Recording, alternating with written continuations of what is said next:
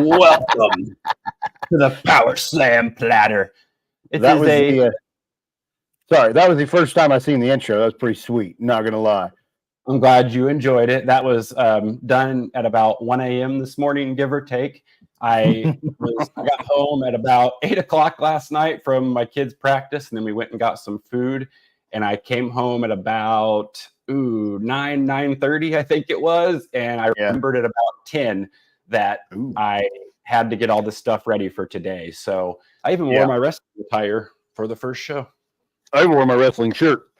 Nice. I love it. The DWO. Yes. Dynamite World Order. It's like a exclusive club. There are some not very many, but there are a couple. You got to earn it. They're not just handed out. You got to earn it. Everybody had a chance to buy it, but they didn't. So now you got to earn it. And now you have to earn this one. And if you, you know what? If you did not buy a shirt, do you know what you are? Stupid idiot. Nope. Stupid idiot. You just made the list. You just made the list. For those of you who are tuning into our Friday special talking about news topics, this is not going to be news. Wrestling news. This is fun stuff. We called an audible.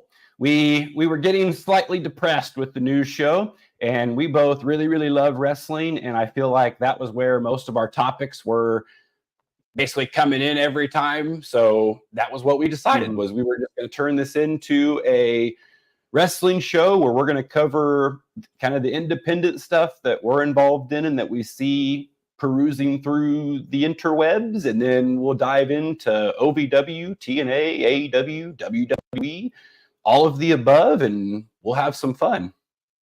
We try to cover as much as possible, but as any wrestling fan knows, like there's a lot in 1 week. We just not gonna get to everything. Like I literally tried, and I was like, this is hard.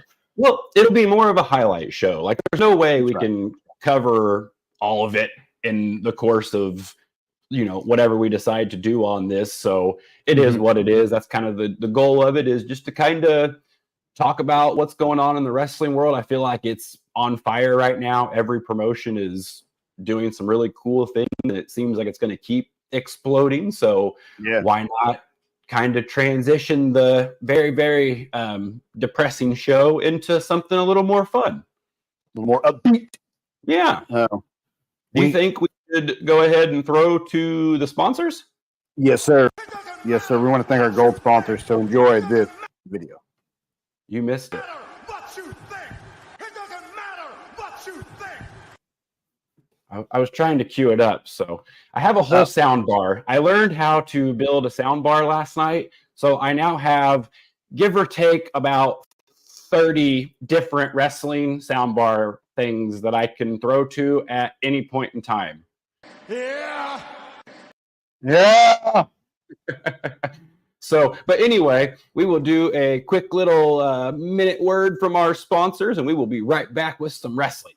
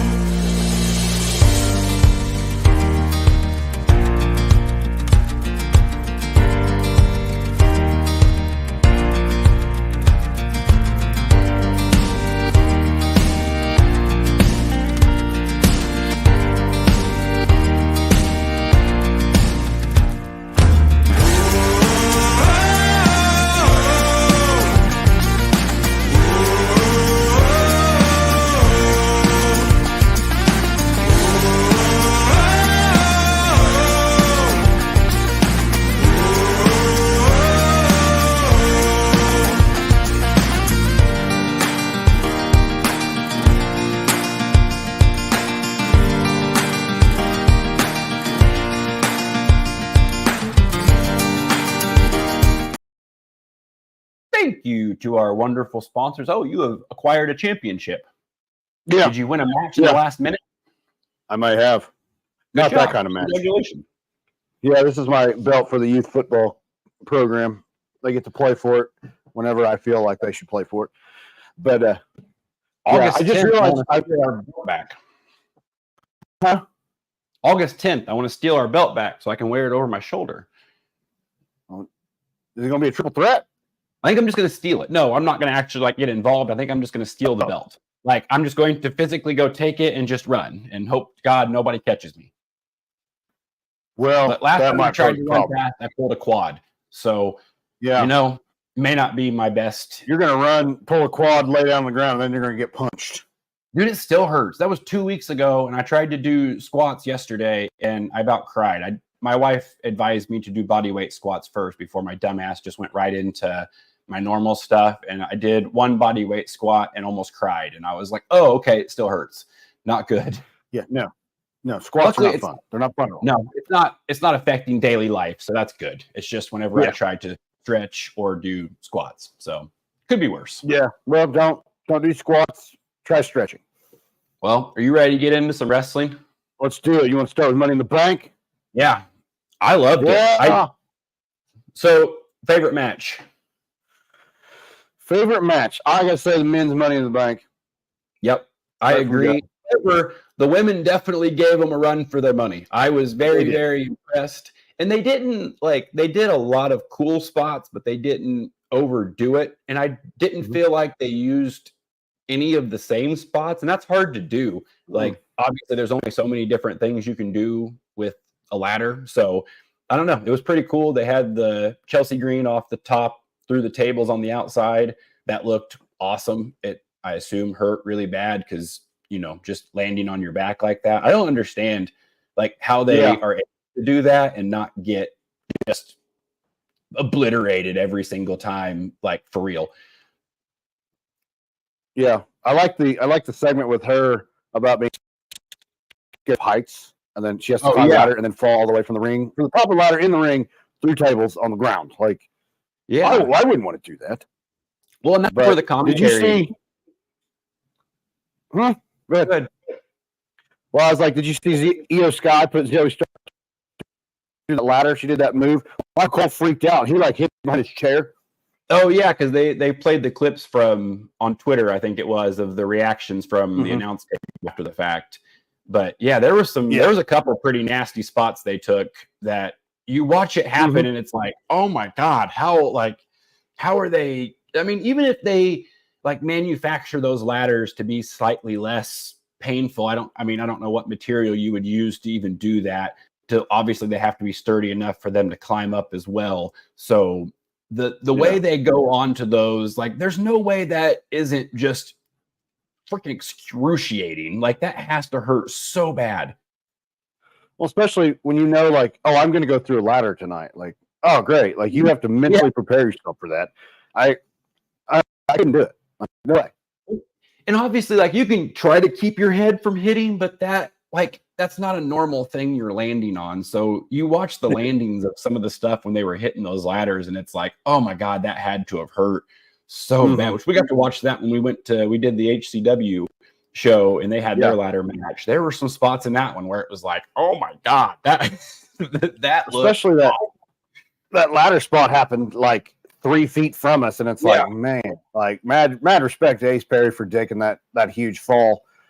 I tip my hat. Good job. I've like bumped into a ladder before, and it's like, ah, shit, that hurt. Like, I couldn't imagine having someone physically like take my body and just slam my ass down onto a ladder and me be able to like just in daily life, like working in like construction or something. You're working on a ladder and somebody just clotheslines you, knocks the ladder down, and then just picks you up and power bombs you. You're going home. Like, you're probably going to the ER. It's not. Could be. What these guys do to their body, these guys and girls do to their bodies it's freaking incredible. It makes no sense. Yeah. Well, what I did learn out of that match was Tiffy time. It's my new favorite female wrestler. So it's the time of Tiffy. Yeah. Tiffy won that, and then Drew McIntyre was the men's winner. So what'd you think about cashing it in? I mean, I get furthering the storyline with Punk, but like, that seems very wasteful. I felt like it was a waste. Like, I just felt like it was a waste. Well, because I mean, in hindsight, couldn't you have just had Punk come out and be the reason, like Drew's up there, the camera zoomed in on him, and then out of nowhere, Punk runs up the other side of the ladder and jabs him right in the gut, whatever, and then throws him off, whatever they do, or he tips the ladder off and you see Drew start shaking out of nowhere, and then the camera pans back and it's Punk and the crowd's going nuts. And then you give LA Knight, you give somebody else who has Uso, somebody who has the Steam, the Yeah versus Yeet chance at the top of the ladder was pretty badass. Like, cool. I should have had the Yeet chant on here too, but it's okay. But it was, I don't know. I feel like they really wasted that opportunity to keep another story. Like, you can do it a different way and keep that storyline going, unless they just didn't want a Money in the Bank winner this year, or they didn't have any. But I don't know. With Uso and with LA Knight, I feel like you have a multitude of options. Yeah. And you can just keep them laying in the back. I mean, obviously, you don't do it like they did with Priest. I feel like he just carried that purple case around for whatever it was, a year, and then I mean, he's having an okay run, I feel like, but I don't know that's super strong. Well, and that's what I think they're trying to figure out. I think they have enough contenders right now, and maybe they're wanting to further that story and elaborate it more. Probably true. When's the next? Is it SummerSlam? So Priest has to face Gunther, and I think probably they'll end up doing a triple threat match. That's my call to do a triple threat match between Punk, Drew McIntyre, and CM Punk to set up for a number one contenders match. Yep. So yeah, but it'll be very interesting. I'm guessing too, they have so many people that are involved in the title picture. I feel like adding another one to it I don't know, that would have added a little extra, because then you just keep that element of the champs always looking over their shoulder. Like, you just add that element of the story that, I don't know. I feel like they missed an opportunity there you can further the Punk storyline, make it right there, that exact same spot. Camera zooms in on Drew. And then, like I said, you can go any which way to further that storyline to where he cost him. And obviously it furthers it like in a much more exaggerated way, which maybe that's what they were going for. Because now he is going to be, which I assume, I really don't, was there anything on Raw with McIntyre and Punk?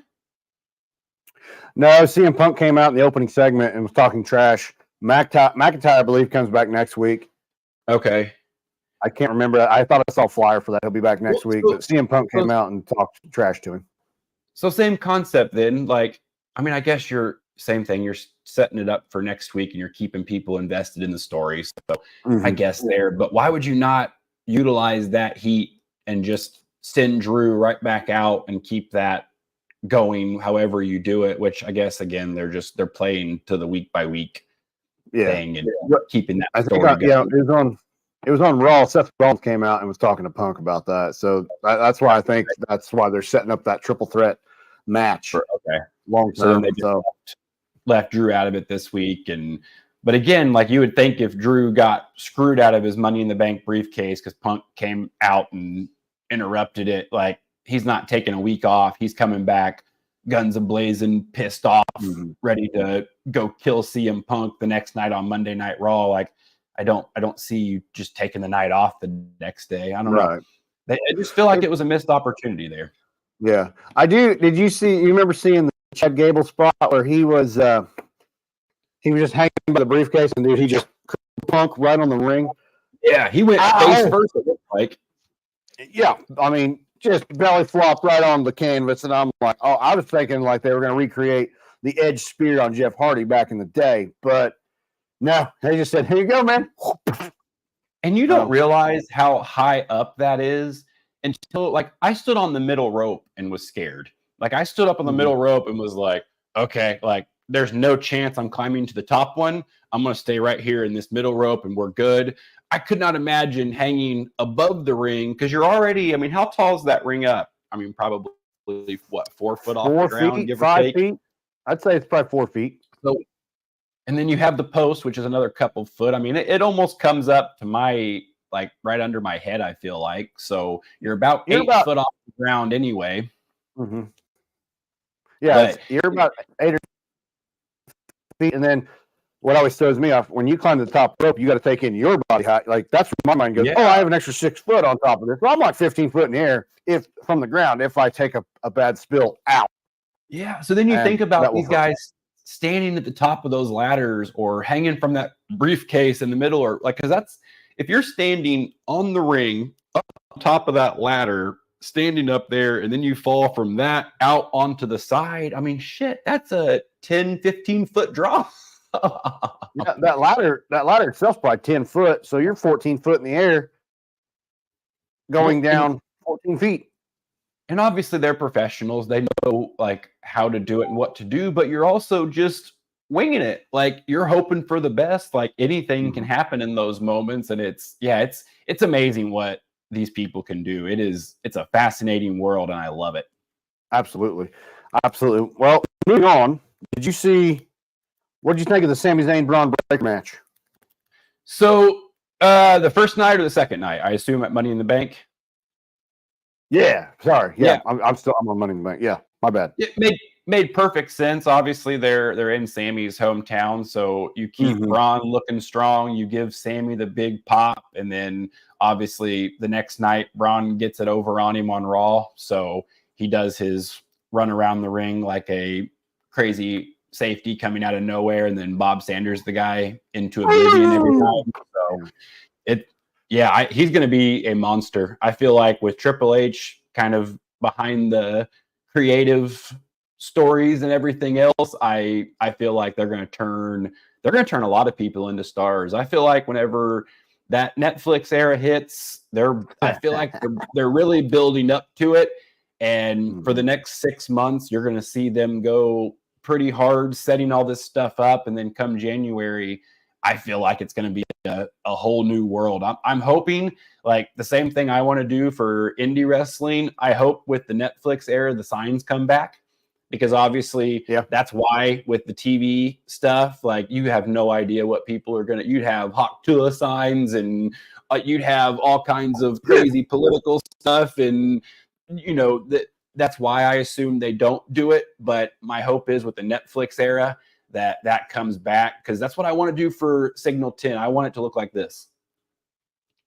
Like I want it to that. That was so cool. Like when they shot to that crowd when we were kids, like when the show would start, the fireworks would go off, the crazy metal music would go, and then it would cut to these fans going ape shit with signs everywhere. And it just it gave it that whole vibe. And I want people to bring those to that Signal 10 show, or hell, even the Newcastle show. If you're watching from around that area, you're coming to the Newcastle show, bring your signs. Let's do it. It's going to be a blast. Oh yeah. Well, that's the big thing. I love Braun Breaker. He's slowly growing up on my list of favorites because he's just dominant. He's just dominant, man. But I'm excited. I'm excited. The Netflix era is this is John Cena's last run, and he's going to end it on the Netflix era. So will we see the Doctor of Thugonomics back? Ooh, maybe. That'd be pretty sweet if he wrapped his way through his last run.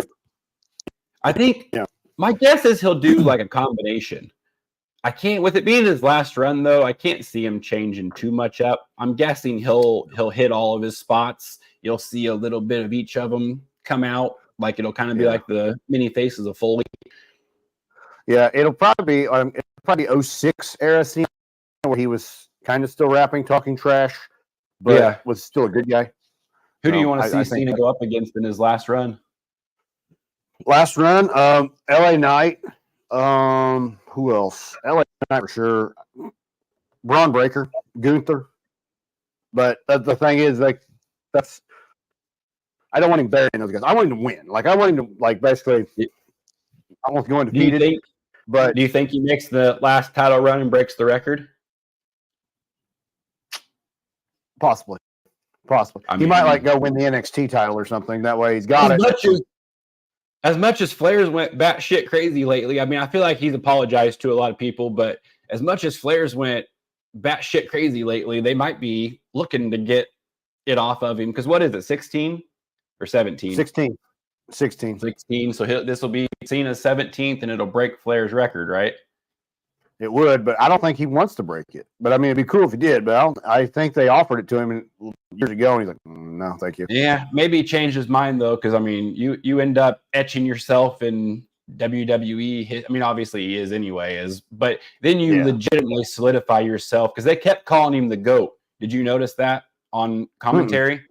Michael Cole called him the GOAT. I think twice. I could be mistaken, but I'm pretty positive on commentary he called him the GOAT twice.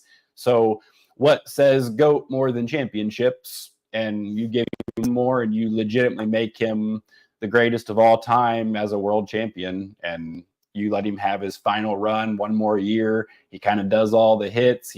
I'm assuming you'll see a CM Punk match. You'll see a Breaker match, LA Knight match.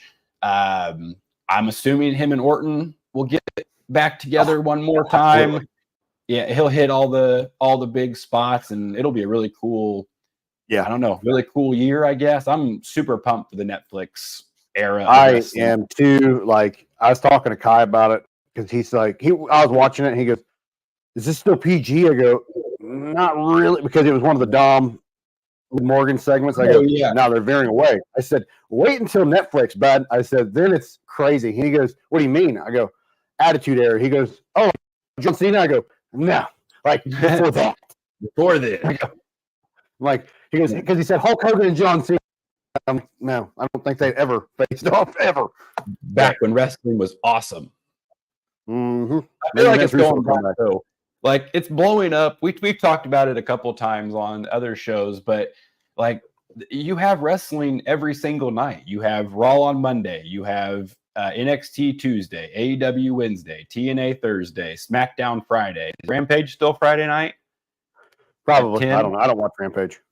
They do Collision on Saturday, and there's so many different promotions. You have pay-per-views usually Sunday, but then you have like New Japan sprinkled in there, NWA, MLW, OVW. Like, there is stuff there's probably offhand, there's probably 25 hours of wrestling content a week, and it's like there's no way you can watch it all. Like, that's what's the cool thing about it, is there's something for everybody.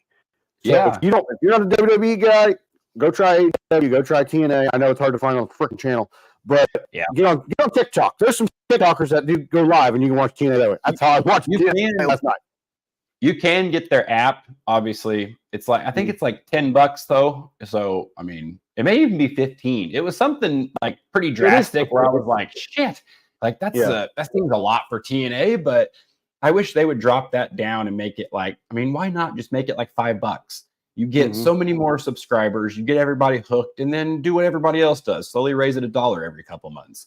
And then eventually we'll be back up to 15. Or go to like a big boy television station. That would be great. Yeah. Or get on streaming service. It's on Axis, and when I was a slinger, I had it, but Hulu doesn't have it. I don't even have Hulu Live anymore, so I have to wait for everything the next day. So I'm usually a day behind everybody. Yeah, you get to see it. Well, you don't get on Twitter very much, so I feel like you don't get it split. If you get on Twitter, you might as well not even watch it because they post everything. You can literally watch an entire episode of whatever you want. They post clips from every single thing that happens. So you get a gist of the stories and what's going on, even if you just follow all the wrestling stuff on Twitter or X or whatever the hell it's called now. Yeah. Yeah. So we've got, we skipped over the Seth Rollins Damian Priest match. Oh yeah. It was a great match. It was okay. It was okay. The one complaint I have, and I'm not a wrestler, I don't claim to be, but I just felt like they looked at the damn stage too much. That was the big thing. It's like, guys. Well, they clearly knew Drew was coming out, and but yeah, I feel like the little details go a long way. Where it's like they don't think that people can see them, like they can't. The camera's not like on your freaking face. Like, I don't understand that mindset, because those little details make things. Because I was going to get into the Wyatt Six a little bit too. I don't want to go off of this match, but I wanted to talk about, because I feel like it's kind of like that with them as well, where it started off really, really cool, but then there's so many little details where, like, one week you kill Chad Gable, and then he's back the next week talking shit on Raw. It's like, well, why did you do it that way? Yeah, just beat the hell out of him. Like, you don't have to have them murder him, because then it takes that you're already trying to suspend your whatever belief, whatever the hell that phrase is. Yeah. But if you take him out of that, it sucks. Like, same thing with Dom and Rhea and Liv. Like, that storyline's awesome until they're all posting like their real life relationships on Twitter and stuff. And that's where a lot of the wrestling community is. And they talked about this on Busted Open a lot. But yeah, same concept. Those little details go a long way, because then it's like we know that it's predetermined. We know that there's a storyline, and they're back there creatively coming up with these things. But those little details help you stay invested in the story. They keep you watching the show, coming back every week, where it's like, yeah, they have real lives other than like their wrestling personas, of course, but you can like dive into it a little more, and it's like a TV show where you really get invested in the characters. Then, like, if you're watching Sopranos or Game of Thrones and a character dies that you're super invested in, or like Walking Dead when it was super popular, when a character would get taken out, it was like it would end the internet for a while, where that's all everyone was talking about. And I think it's the same concept. You can catch that with wrestling if you use that realism and the storytelling, and you catch those little minute details that you may look over, but that makes all the difference. And that's why those shows are that successful, because they go so in depth with the storytelling, and obviously it's a week-to-week live show, so you're counting on everyone acting their part correctly. You're counting on the audience acting correctly. So there's a lot of variables that go into it also, but those little details keep you invested and go a really long way. Yeah. No, it's all about the details. The devil's in the details. Is that a thing? I thought I heard that before. I think so. We have butchered a lot of phrases this morning. Dude, that's my life. I butcher phrases all the time. Too. But we're moving on to the main event. We had the Bloodline 2.0, or New Bloodline, however you want to call it, on RKO and Cody in a 6-man tag. What do you think of that one? Okay. I still have, like, I don't know. I haven't quite bought into the New Bloodline. I feel like they didn't do a very good job of building Solo. Like, they kept him that silent, and then you could almost tell they were trying to coach him through the promos for a little bit. Yeah. Where like he wasn't quite comfortable with it. He's getting there, but I think that believability as the like tribal chief thing, he doesn't quite have that same aura that Roman does. So you kind of have this like off-brand bloodline kind of thing, where it's like, oh, it's like the sequel. Like, the sequel's never as good as the original kind of thing. And I don't know, that's the vibe I get from it. But the fact, like, what I think during the original Bloodline, I don't think Solo won a match and then becomes the leader. No. Whereas I think Jacob Fatu may end up taking over, because he's coming in like a ball of fire. Yeah. And he's like the scariest guy in the Bloodline. And I think he'll end up taking over. But you got to think, like, Hikuleo's still out there. You got Bad Luck Fale. You got Lance Noy. You got other Samoans that'll probably make it. And somehow they may take over. And then maybe a 3-way bloodline match. Like, you got Fatu, you got some Solo and the Tongans, and then you got the OG bloodline. Who knows what could happen? I mean, there's a lot of scenarios to go through all this, but it's just like, I don't know. Jacob Fatu, man, he's an animal. He's an absolute animal. And I get what they're trying to do with it, but it seems like that's what they're going for, is that like new bloodline versus OG bloodline rolling into Survivor Series and War Games. I assume that's what they're leading up to, but like, him not winning matches, he was kind of like the lackey bitch of the bloodline. He was Vincent of the NWO. He was the one that anytime that they came out and somebody wanted to fight Roman, it was like he'd come out and cut a promo, Solo, go get him kind of thing. Solo was always the one in the ring that if they turned on somebody, if they were attacking somebody, it was always Solo. If somebody came out to help Roman win the match, it was always Solo in a hood. And they just kind of made him like the baby brother, like the baby of the family that they're just kind of using to, and then you make him the new tribal chief, and like he's definitely menacing, but you can almost tell, and I could be very wrong, I have no idea, but he seems like he is a sweetheart behind the scenes, and that's just not his like real personality, as being an like angry asshole kind of thing. So he doesn't like, I don't know, he just almost seems too nice and like has that like little kid vibe to him for some reason. Yeah, I think you're right. I almost feel like he's almost just the puppet, and The Rock is really the puppet master as well. That could be. He's the Godfather, and he's just controlling things behind the scenes, and Solo is basically the fall guy.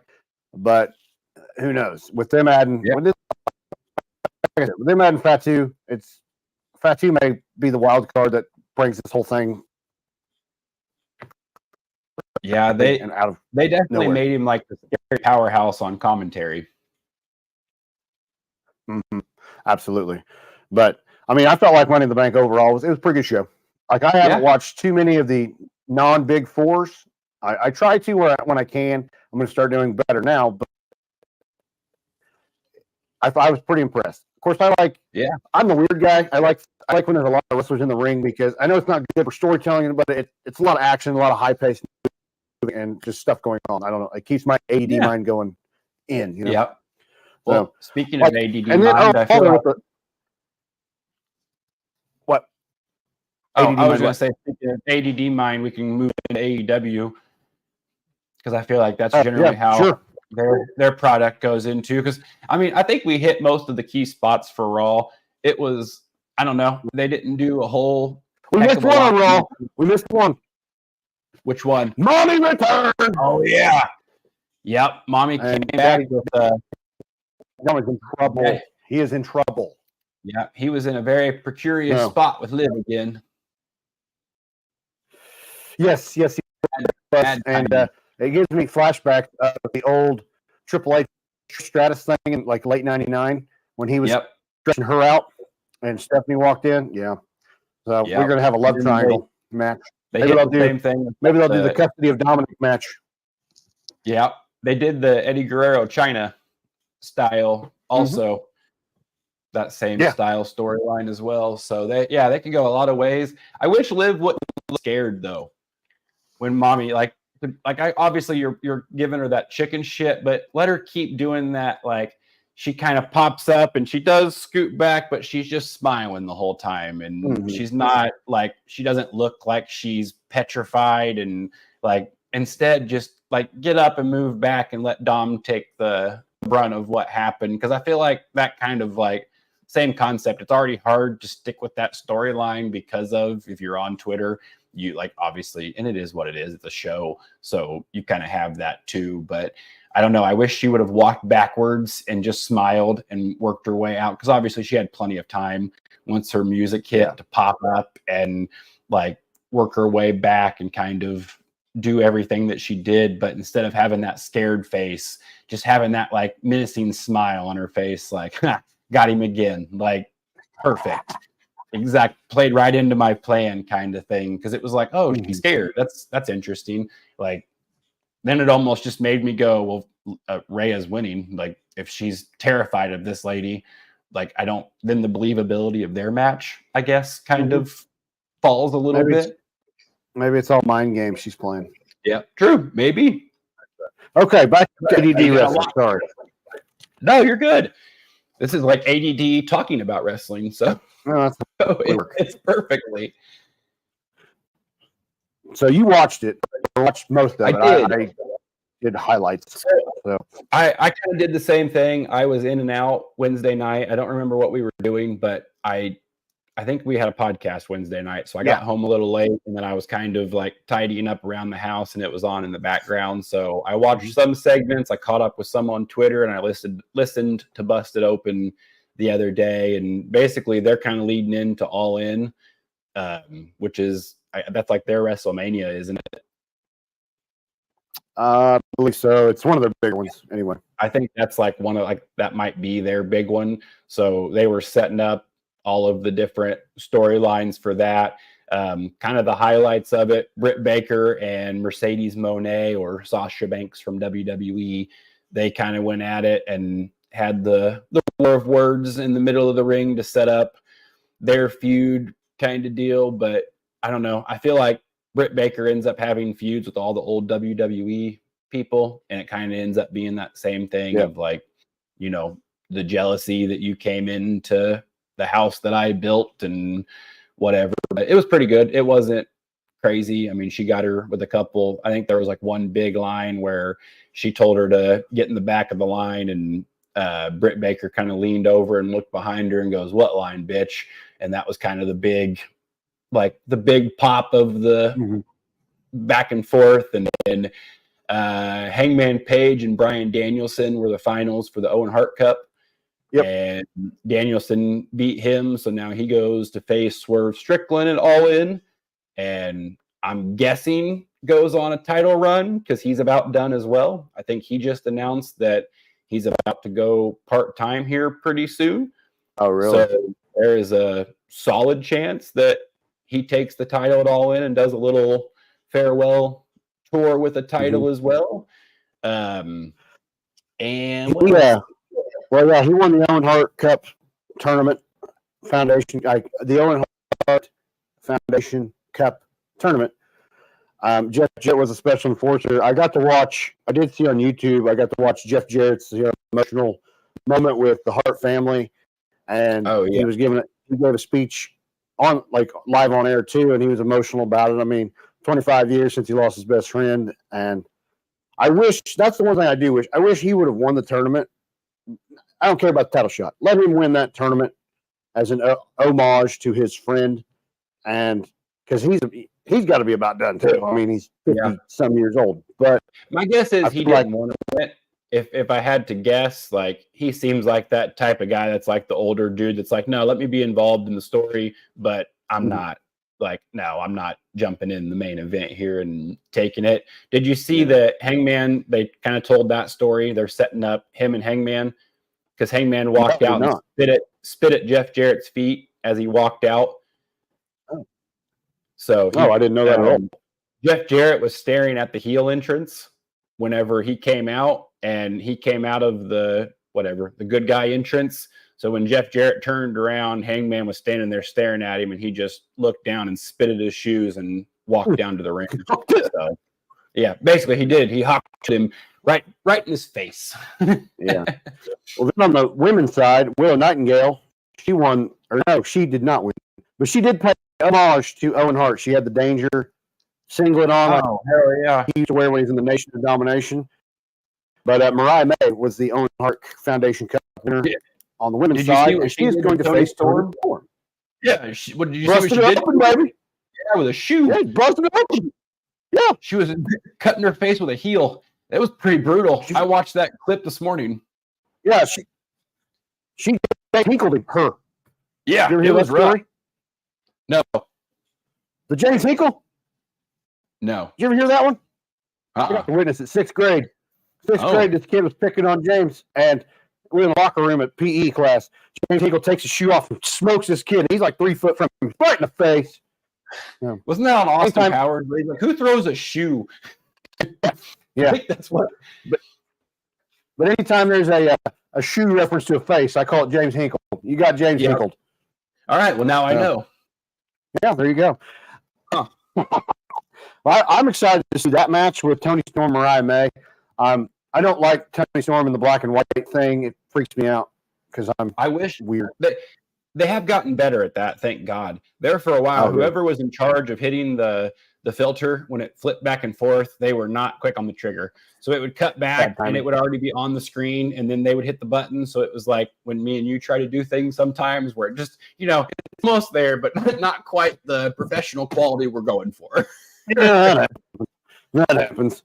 No. But yeah, they're setting up for an awesome All In. It seems like they have a pretty good card kind of working up. And it's their WrestleMania, so it's going to be a monster pay-per-view. I still wish that all these companies would start working together and kind of do the same thing TNA and WWE are doing, and what New Japan and AEW are doing, and just start working together. You don't have to financially work together, but could you imagine if just out of nowhere MJF shows up on Raw one night and talks shit to Cody, and then the next 2 nights later Cody shows back up on Dynamite with the WWE title talking shit back to MJF, and the Bucks come out, and like the internet would go batshit crazy, and then everyone would watch every single show because of that reason, because you have everyone bought in going, you have every wrestling fan tied in, old wrestling fans, like, oh shit, like you go from the Monday Night Wars to like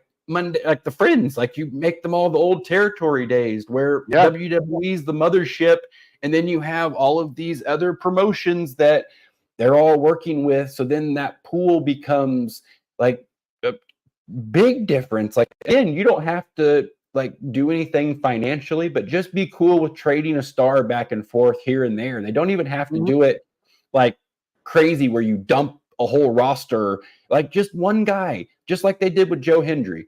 One guy can come in and get everyone talking. That was WWE's most viewed video. Could you imagine what would happen if MJF showed up on fucking Raw? That would go batshit crazy on Twitter, because people would be like, whoa, what? That, like, he's under contract with AEW. What the hell?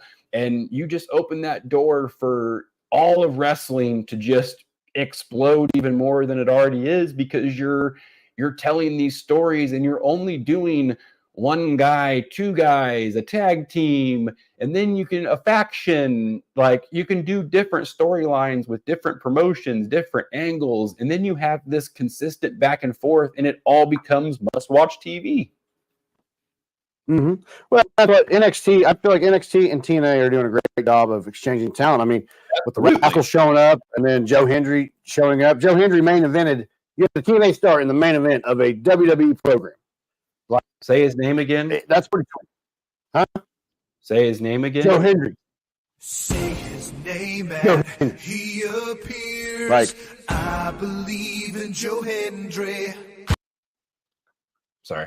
I wanted to use my soundbar again. But yeah, but that's just the thing, is like the fantasy, almost the fantasy booking. Like when we were kids, how cool would it have been if you would seen the NWO in WWF? We got to see it in our 30s, but you know, it would have been cooler to see it as a kid when they were all in good shape.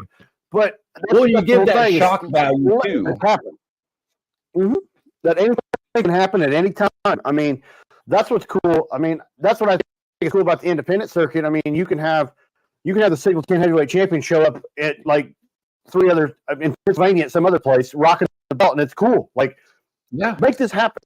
Like, treat the big leagues like that, like and cool shit will happen. I wonder what it'll take to make them drop. I wonder what it'll take to make them like drop the ego, put the swords down, and realize that it doesn't hurt anything. Like, it's going to make everyone better. It's not going to hurt any promotion. It's going to make them all grow. And why would you not want that? You're not competing on any night. We just broke down every night of wrestling. None of it is competition. It's all the same thing. But then you can even go a step further. And if they're all on the same page, WWE books their schedule for their pay-per-views, and then the other promotions all go around that, and they make sure that damn near, like, literally 24/7, almost 7 days a week, you have wrestling every night. Like, you have wrestling, I guess not 24/7, every day, every night you have possibly 24/7. Yeah, like, but and obviously you want to keep it the way it is now, where you have it every night that you can watch it, and then you do that where Joe Hendry is not showing up on NXT every single show. Joe Hendry is showing up every now and then and getting a monster pop, because it's like, oh shit, this viral guy that song super catchy that's in TNA just showed up in a WWE show. Like, holy shit. And again, if you take that and you pull in like Jericho and he shows back up on WWE and interrupts KO and Orton and comes out with his learning tree and sets up a tag match with KO and Orton, where again, you're like, holy shit, like, that's not even a big deal, but that crossover with them being under contract, that alone does so much for it. it would make you want to tune in every single show. I mean, you take a bigger star, an upper card guy who's not doing a whole lot on one show. Let's run him over to TNA. See what he does over there. Even if he fights like a mid card guy, and it's like, okay, well, they're at least getting some reps. My dumb ass would be eating up. Like, oh my god! Like, yeah, Joe Schmo's over here fighting Dealing. Like, let's go! Like, I'm so pumped. And everybody would. I think it would be like just like when Jordan Grace showed up in the Rumble. Like that went crazy. And that's I went just bonkers. I went absolutely bonkers. And I mean, obviously, not to downplay TNA, but I think like if you go in the order of like what the ratings are, I would assume it's WWE, AEW, TNA, and then you kind of have the littler promotions behind it. But like, think about that. If WWE is the first one that allows it to happen, and they allow even like the Wyatt Six shows up and like wrecks AEW. The same thing. It cuts to like the vignette of the VHS tape. It cuts to something, and then lights come on, and all 6 characters, and they like do what the Nexus did back in the day, and they basically just destroy AEW. They rip up the commentators, they break the tables, they're busting lights, and that's how it ends the show, is them just destroying AEW or TNA, whatever it is. But then you see the same thing where it's like, holy shit, what, the Wyatt Six just showed up on AEW? What do you mean? Like, people went nuts because Pat McAfee was doing a thing with a veteran, and they literally shut the camera feed off to play to that. And people thought it was the Wyatt Six, and the Wyatt Six and Pat McAfee that they killed Pat was trending. And that wasn't even what they were going for. Like, they were doing a thing with this veteran, and that just happened to cross. But you blur those lines, and they all work together. You build the wrestling industry as a whole just explodes, because you take all of these people who are infighting about wrestling, where they're bickering back and forth about AEW, and you bring everyone together where everyone's going, holy shit. Like, and now you're getting positive feedback from every single company all the time, because everyone's like, oh, they're all on a team now. And then, but you can also still placate to the ones who don't follow that. And you do eventually run like an AEW versus WWE versus TNA at Survivor Series or games or literally anything. And you have those options. Well, I mean, like, storylines are crazy. Yeah, I mean, how cool would it be if somehow the Wyatt Six show up at TNA, and then they add Crazy Steve and Rosemary to the Wyatt Six, maybe whatever. But you're taking those dark characters from one company and putting them with another, and then they're showing up all over the. That was something I forgot to talk about earlier with the Wyatt Six. Do you think there's a possibility that with it being Bo Dallas as kind of the mainstay and him being his brother, that with the way AI and technology is, they could absolutely put together vignettes of Bray controlling the Wyatt Six, where he's coming over the screen, and then that gives them the validity where almost like he's still pulling the strings from beyond, making even more this supernatural type feel. And then you kind of get that like that chill kind of thing because of the situation, but you're keeping his name alive, and they're doing it obviously in the right way, in the respectful way, because it's his brother. They're all kind of involved with it.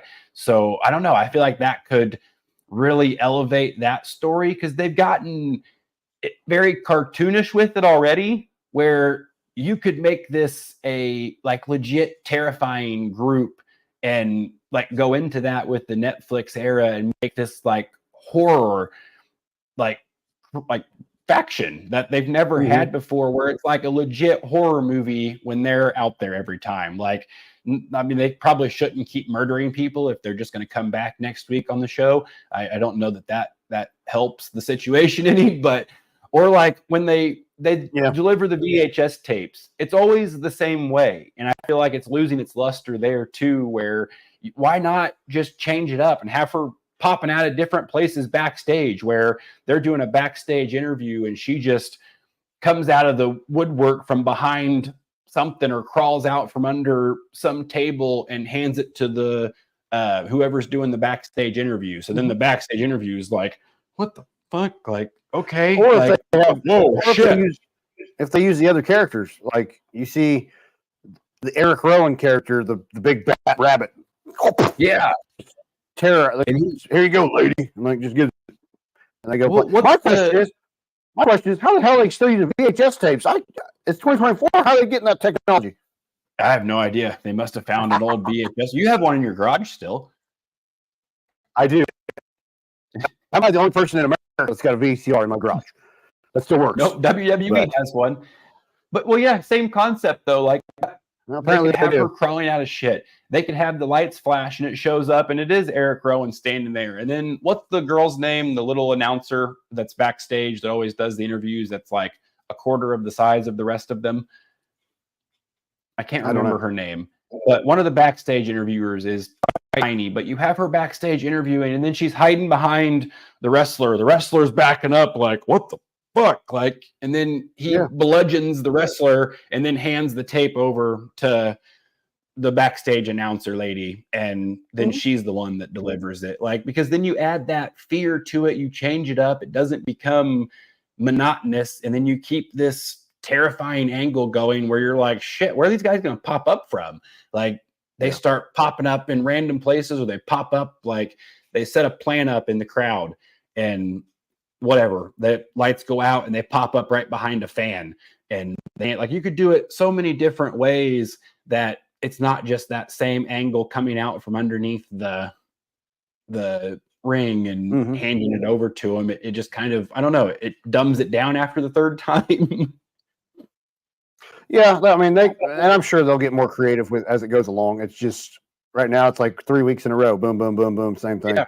And I think in the long run they'll fix it. But I don't know. I like the supernatural characters. I don't know why, because I'm a big pansy when it comes to like watching scary movies. But I love it. It's just fun and different. It is different. It is different. Did you see in TNA though? There was 2 crossovers.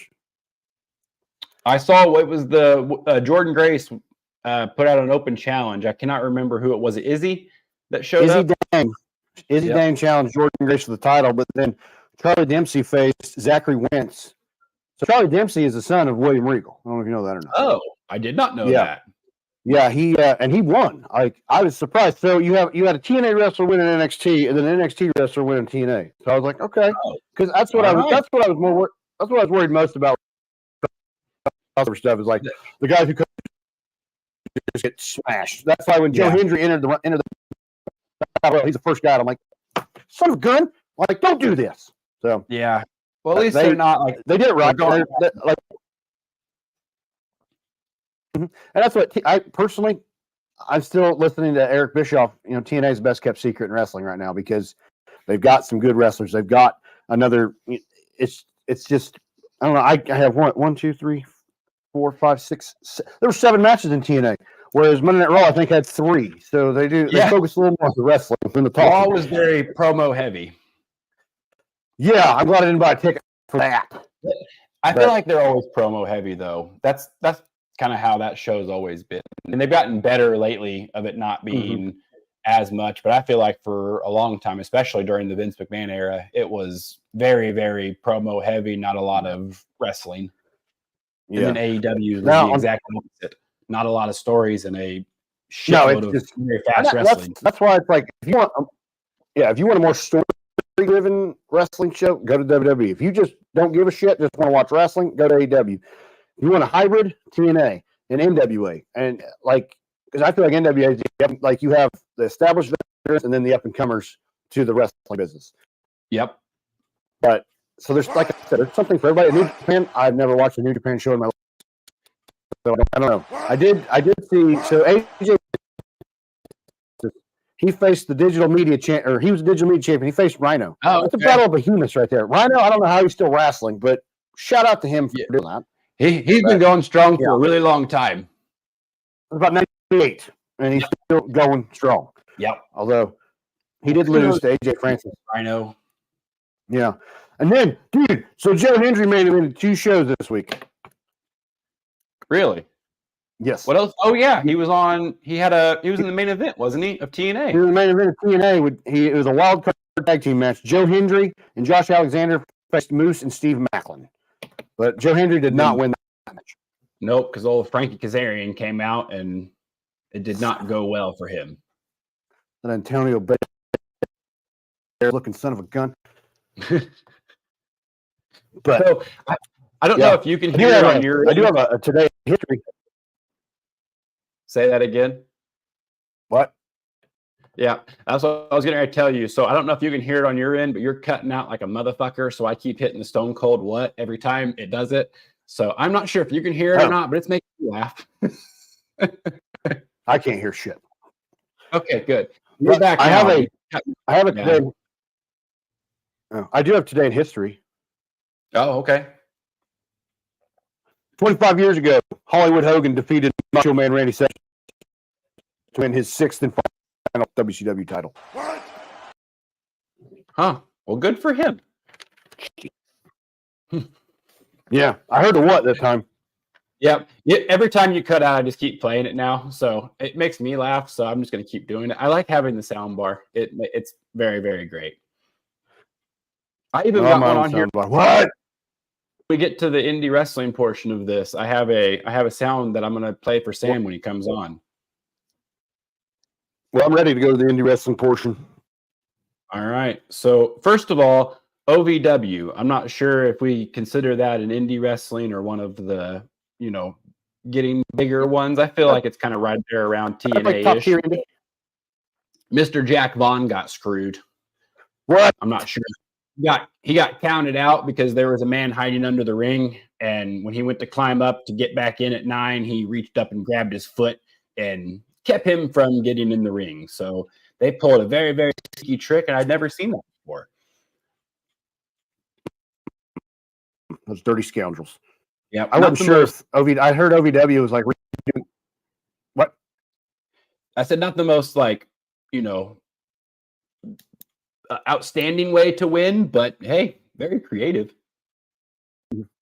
Yeah, I wasn't sure if OVW was still going. I knew they were remodeling, so I wasn't sure if they were taping this week. Yeah, they just did a show called Independence Rage, I believe, that was on like the 6th or the 9th, and then they have a whole world tour coming up where they're going to travel instead of doing because obviously they're remodeling the place, I think. So they're doing like a little tour where they just posted, I think it was like 10 dates or something where they're traveling. I think Kentucky's their next show. And so I don't know, they may be coming around here. We might be able to go check out some OVW. I think they have one show in I think not Indianapolis, I mean northwest part of the state. Oh, okay. So we'll all find that link and we can try to see if we can go to a show around here. But speaking of cool shows around here, we have a couple coming up that we get to be involved in. Absolutely.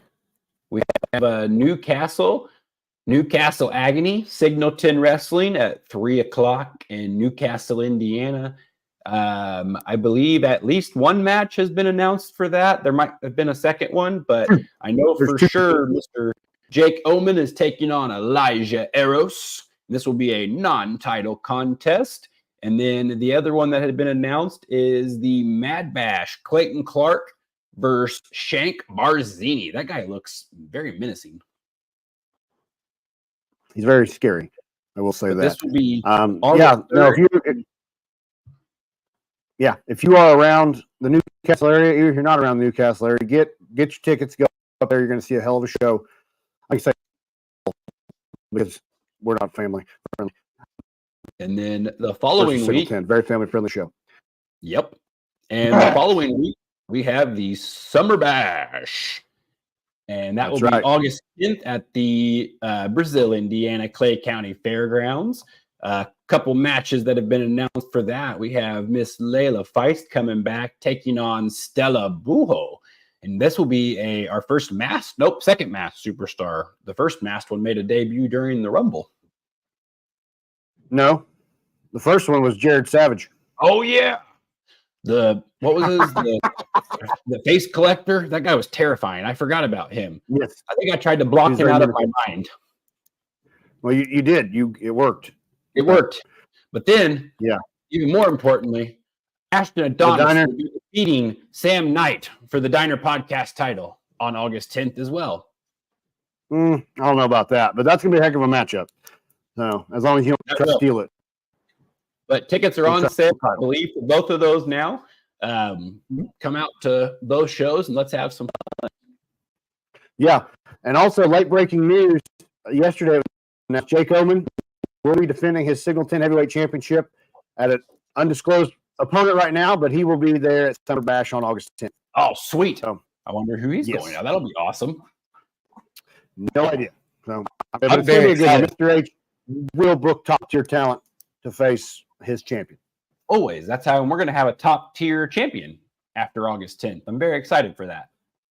Possibly.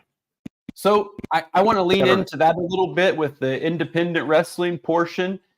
We do a lot of work with Signal 10 with like the ring announcing commentary, and we've been doing promos and interviews and things like that with them. And that's what we kind of want to do at the end of this show is do like a independent wrestling segment. So reach out to us if you want to come on and promote a show, you want to come on and promote your character, talk wrestling with us, whatever you want to do. We would love to have you reach out to our page and we'll get you set up. But any wrestling promotion that wants us to have you on, promote your stuff, feel free to reach out. We'd love to help out. Yeah, wrestlers, promoters, anybody. Come on with it. We'll talk about you, talk with you. And we're here to have fun. We're here. Wrestling's fun. And we want to make it fun. Yep. Funner. So well, come on the show, hang out with us, talk. I love doing the commentary because I feel like that's how we treat that. We treat it like we're sitting at your house watching wrestling and we are just ramped up to a 10, I guess, is about as good as I can describe it. But we just have fun and react, and it's such a good time. If you have not been out to any of these shows yet, for sure, come check out the Signal 10 one. And whether you're in around the US area or around the Brazil area, literally one of the best independent wrestling shows in the area, and it is so much fun to watch. Another one that we do commentary for is HCW out of West Terre Haute, and then sometimes out of Strive. Not sure when our next show is for them. I don't remember. August 17th. We have a couple coming up with them as well. Okay, August 17th. Oh, we're like 3 weeks in a row then again in August. Heck yeah. So yeah, 3 weeks of wrestling. The August 17th show with HCW, I assume is at the West Vigo Community Center? As of right now, that's as far as I know, yes. You'll either be there or Strive, but Signal 10 is a very family-friendly show. Great like atmosphere, great. Bring your kids. They will have a great time. The West Vigo show is a little more PG, PG-13.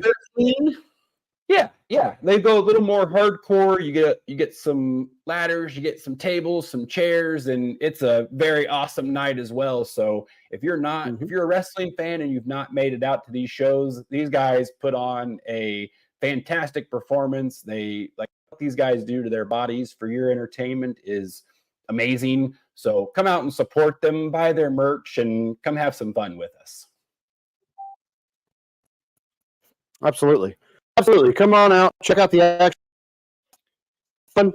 You will not be disappointed. So the independent scene, I mean, you can watch great wrestling at a reasonable price. You're not paying thousands of dollars to get lower level seating for these pay-per-views. You're paying $15-20 at the max, and they're right. They're in your face. You interact with them. You can buy their merch. You can talk to them, get pictures with them. Like it's a fun time. So if you've not been to an independent show, you need to come out. Yeah. No matter where it's at, come out. Yeah. And that is all I have for this segment. Okay, I got one more for you that I want to play because it made me laugh. What's that? Shut up, bitch. Nope, wasn't that one. Hold on. Sorry. That wasn't nice. Shut your mouth, you thong-wearing fatty. Shut your mouth, you thong-wearing fatty. That one made me laugh. He says, "Shut your mouth, you thong-wearing fatty." Oh. And it made me laugh hysterically. So I didn't get to play like 90% of them. I have a lot, though. Okay. but I didn't want to be super obnoxious hell yeah. with it day one. So I tried to limit myself as much as possible. Not on day one. I don't know what you said, and I couldn't find the Stone Cold one quick enough. Not on day one. There we go. You're running on like a delay, like an old school Godzilla movie right now. Gotcha. So, well, we will wrap this episode too of the close to Power the router. Slam. Yeah, we probably need to reset it, but we'll be all right. We'll wrap this episode of the Power Slam Platter up. We will be back next Friday with some more wrestling. All right. Bye. Bye.